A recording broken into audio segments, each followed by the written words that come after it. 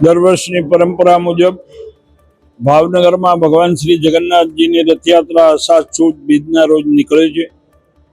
આજરોજ ભગવાનની 40મી રથયાત્રા આજ સવારે ખૂબ જ સારા એવા માહોલની અંદર પ્રસ્થાન થઈ ભાવનગરના રાજમાર્ગો ઉપર લોકોને દર્શન દેવા માટે ભગવાન પધાર્યા। ખૂબ સારા એવા વાતાવરણમાં રથયાત્રા આગળ ધપતી હતી।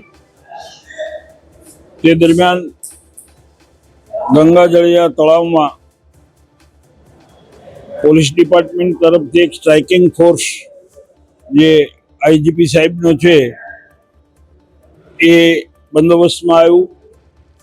અખાડા સાથે પહેલેથી જ એમનું જરા વર્તન અજુગતું લાગતું હતું। ગંગાજળિયા તળાવથી ઘોઘા ગેટ ચોકી સુધી ગયા તે દરમિયાન ઘણા બધા એમના જે બંદોબસ્તના જે રૂલ્સ અથવા તો જે રીતનો બંદોબસ્ત કરવો જોઈએ એને બદલે ઘોઘા ગેટના ચોકમાં જેમ દર વર્ષે અખાડા દાવ કરે છે એ માટે થઈને ઢોલ વગાડવામાં આવે છે। ચોકે ચોકે એ ઢોલને આમ ટ્રેક્ટરમાં રાખીએ પણ ચોક આવે ત્યાં ઉતરી અને અખાડાના દાવ ત્યાં કરવામાં આવતા હોય છે। ઘોઘા ગેટ એટલે ભાવનગરની મેઇન બજારનો હાર્ટ છે અને દર વર્ષે ત્યાં અખાડાના દાવો થાય છે। તેના માટે જે ઢોલવાળા ઉતરા એટલે આ સ્ટ્રાઇકિંગ ફોર્સ જે હતી એમાંના કોઈ પીઆઈ જેબલિયા કરીને હતા। એમણે પહેલા તો એ ઢોલવાળાને ગાળો દીધી અને કાઢી મૂક્યા।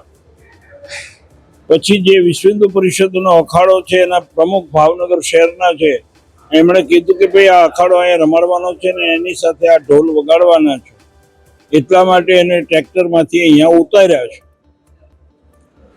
તો આ જેબલિયા એમનો પણ કાંઠડો પકડી અને ખેંચ્યા અને બીભત્સ રીતે એમની સાથે વર્તન કર્યું અને સાથે સાથે એમ કીધું કે આને લઈ લો આપણે પૂરી દેવાનું છે। એને કારણે વિશ્વ હિન્દુ પરિષદના કાર્યકર્તાઓ એ નારાજ થયા અને ત્યાં બેસી ગયા। બેસી ગયા પછી સમજાવટના અંતે ધારાસભ્ય જીતુભાઈ વાઘાણી, અમારા કાર્યકારી અધ્યક્ષ પાર્થભાઈ ગોંડલિયા અને અન્ય આગેવાનોની વાટાઘાટોને અંતે અખાડાને સમજાવટથી આ રથયાત્રામાં પાછું પ્રસ્થાન શરૂ કરી દેવામાં આવ્યું અને અત્યારે આ રથયાત્રા નિજ મંદિરે પહોંચી અને સંપૂર્ણ રીતે પૂર્ણ થયેલ છે।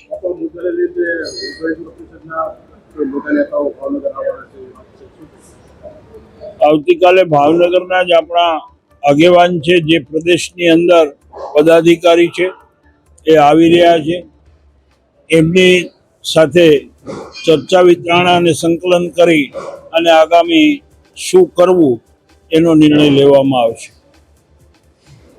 અમે તમને આપીશું પળેપળના સમાચાર। જો તમે અમારા નિર્ભય માર્ગ ન્યૂઝ ચેનલને સબસ્ક્રાઇબ કર્યું નથી તો અત્યારે જ નીચે આપેલા આઇકોન બટન પર ક્લિક કરીને સબસ્ક્રાઇબ કરો અને શેર કરવાનું ભૂલશો નહીં।